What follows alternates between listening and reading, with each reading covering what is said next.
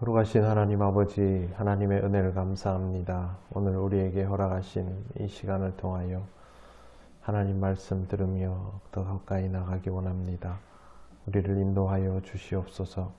예수님 이름으로 기도드립니다. 아멘. 찬송가 322장 하나님께 찬양드립니다. 세상에 헛된 신을 버리고 하나님 이름 높여 기리세.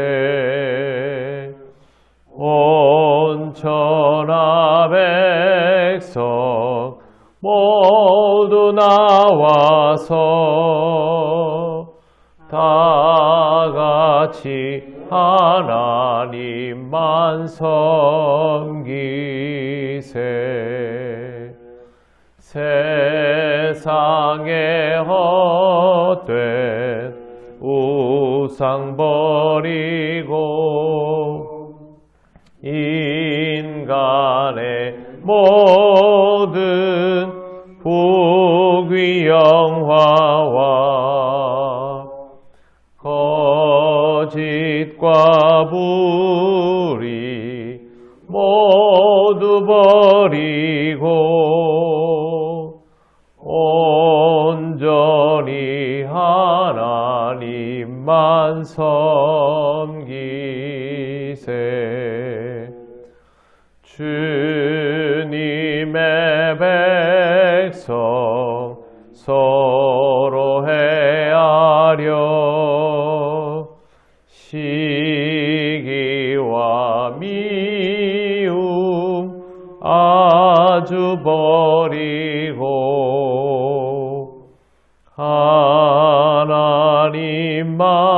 하나님만을 홀로 섬기는 천국을 어서 이루어 주소서.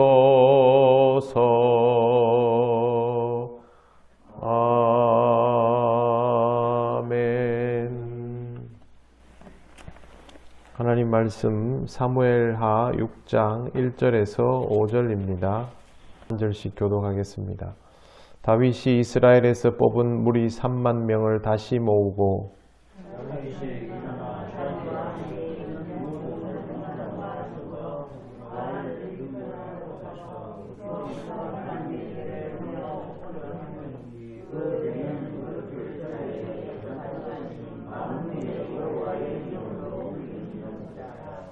그들이 하나님의 궤를 새 수레에 싣고 산에 있는 아비나답의 집에서 나오는데 아비나답의 아들 우사와 아효가 그 새 수레를 모니라.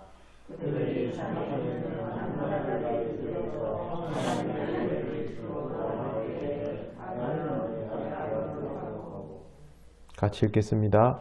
다윗과 이스라엘 온 족속은 잣나무로 만든 여러 가지 악기와 수금과 비파와 소고와 앙금과 제금으로 여호와 앞에서 연주하더라.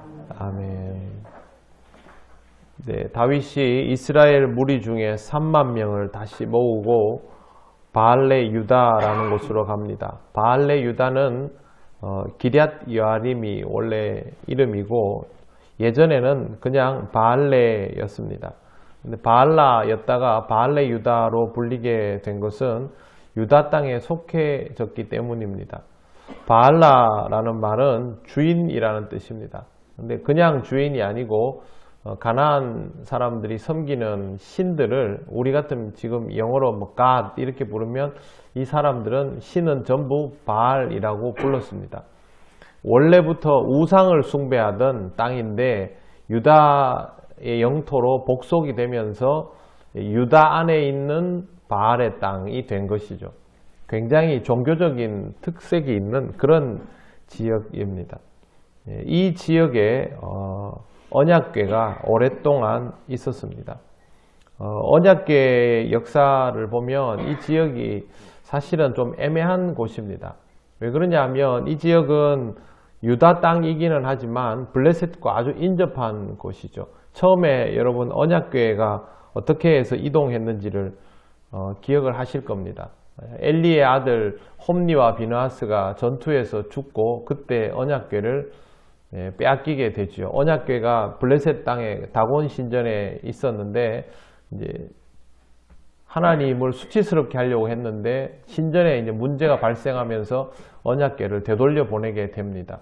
일부러 젖대지 않은 소를 수레에 끌게 만들었는데 옆도 뒤도 돌아보지 않고 곧장해서 베세메스로 갑니다. 베세메스 사람들이 언약궤를 들여다보다가 죽게 되고 그때 기럇 여아림으로 옮기게 됩니다. 그리고 아비나답의 집에 오랫동안 머물게 됩니다.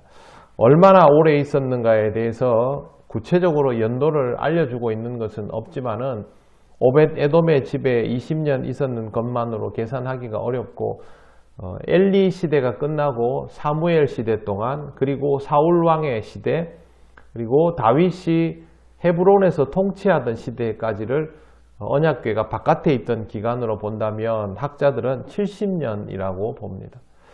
이스라엘에서 제일 중요한 게 언약궤 아니겠습니까? 근데 이 중요한 언약궤가 어떻게 특별한 자리에 있지 못하고 애매하게 이런 베세메스와 기럇 여아림이라는 곳에서 70년 동안 이렇게 있을까요? 예전에는 뭐 실로가 있어가지고 회막에다 옮겨다 놓고 그렇게 했는데 그러면 둘 곳이 없었을까? 그렇게 말하기는 어렵습니다. 왜 그러냐면 이스라엘 사람들은 하나님으로부터 말씀을 받고 언약궤를 받았을 때 그냥 광야에서 회막으로도 충분히 그렇게 둘 수 있었거든요. 그러니까 자리가 없어서라는 말은 통하지 않습니다. 그것보다는 그렇게 할 만한 상황이 아니었다라고 이스라엘이 판단한 것이죠. 사무엘 시대에도 그랬고 사울 왕 시대에도 마찬가지로 언약궤를 어디다 옮겨 놓을 만한 그런 상황이 아닌 것이죠. 이스라엘이. 나라가 있고 민족이 함께 있고 가나안을 정복해가지고 사사시대도 지나고 다 했는데 아직 이스라엘은 제대로 모양새가 안 갖춰졌다라는 겁니다. 한마디로 말해서 구심점이 없는 나라였던 것이죠. 그래서 언약궤가 어디 갈 곳이 없었습니다. 또 한 가지 이유는 사무엘은 영적 지도자이지만 지금 다윗과 같은 통솔력을 가질 수 있는 그런 공권력을 가진 사람이 아니고 사울은 공권력을 가지고 있지만 사무엘과 같은 신앙적인 관점을 못 가진 사람이고 그러다 보니 이게 언약궤가 어디로 가야 하는지가 결정이 되지를 못하는 것이죠. 그런데 다윗이 블레셋과의 전투를 2번이나 치르고 나서 제일 먼저 한 일이 3만 명을 모아가지고 언약궤를 챙겨오는 일이었습니다. 여러분 세상적으로 보면 임금이 통치를 시작하고 나서 전쟁이 바로 터지고 그 전쟁을 2번이나 승리했죠. 아무리 쉬운 전쟁이라도 전쟁 2번을 치고 나면 타격이 어마어마할 수밖에 없습니다. 그러면 국가를 정비하는 일이 제일 중요할 것이고 자기 통치권이 약화되지 않도록 시스템을 만드는 게 최우선일 텐데 왜 다윗은 언약궤부터 옮겼을까요? 이게 이스라엘에서 제일 중요한 일이라는 것, 그리고 자신이 통치를 함에 있어서 가장 중요한 일이 하나님으로 인하여 중심이 잡혀지는 일이다라는 것을 다윗은 알았던 것이죠. 그래서 다윗이 다른 어떤 일들보다도 이걸 먼저 하고 있는 것입니다. 굉장히 중요한 일입니다. 이스라엘은 여러 가지 이유로 인하여 지금까지 언약궤를 옮기지 못했지만 다윗은 이것이 최우선이라고 생각해서 이것부터 하고 있죠. 이 차이는 매우 큽니다. 우리도 신앙생활 하면서 여러 가지 이유로 인하여 하나님께 몰두하지 못하는 사람들이 굉장히 많습니다. 하지만 하나님께 몰두하지 못하면 다른 일들이 제대로 될 수가 없죠. 이스라엘이 언약궤를 가지고 오는 것은 언약궤 안에 무슨 신성한 힘이 있어서가 아니라 하나님으로 인하여 나라가 중심이 잡혀야 다른 것들이 가능하기 때문에 이게 중요한 것입니다. 우리도 하나님 앞에서 신앙생활을 열심히 하는 이유는 신앙생활 하는 것을 통하여 우리의 삶이 모두 다 제대로 정비가 되기 때문에 신앙생활이 중요한 것이죠. 그런데 사람들은 그렇게 생각하지를 못합니다. 이것도 해놓고 저것도 해놓고 이런 일을 해놓고 삶이 다 안정화가 되면 그때 신앙생활을 하려고 하죠.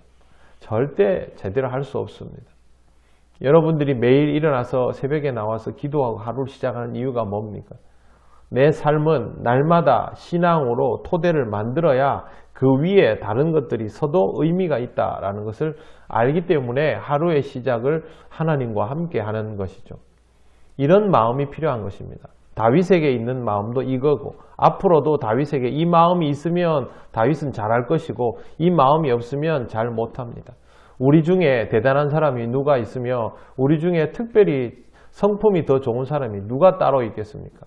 그냥 날마다 하나님으로부터 하루를 시작하는 사람이 제일 훌륭한 사람이고, 아무리 훌륭한 사람도 하나님으로부터 하루를 시작하지 못하면 그날로부터 엇나가게 되는 것이죠. 다윗이 나중에 어떻게 되는지 여러분 잘 아시지 않습니까?